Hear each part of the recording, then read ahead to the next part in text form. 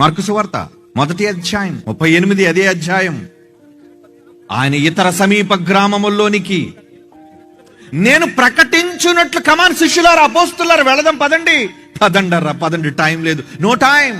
ఇందు నిమిత్తమే కదా నేను ఆకాశము పైనున్న ఆ పరలోకము నుండి తండ్రి యొద్ద నుండి దిగి వచ్చి తిని.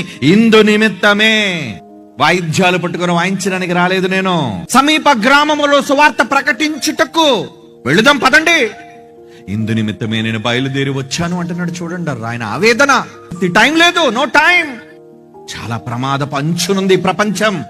ఏమంటే మీకు టైం ఉందా? మీరు అనుకున్నారు ఎందుకు లేదని, టైం మాకు బోల్ టైం ఉందండి. మీకు టైం ఉండటం కాదు, దేవుడు మీకు టైం ఇవ్వటం ముఖ్యం. మీ చేతికి గడియారాలు అంటే గొప్ప కాదు, ఆ గడియారంలో టైం కాదు, మీ బ్రతుకులలో టైం దేవుడు ఇవ్వాలి. దేవుడు రేపు ఉదయాన్నే మీకు ఇవ్వకూడదు అనుకున్నాను అనుకుని ఈ రాత్రి లేచిపోతారు మీరు. ఉదయాన్నే సూర్యోదయం కూడా చూడరు మీరు.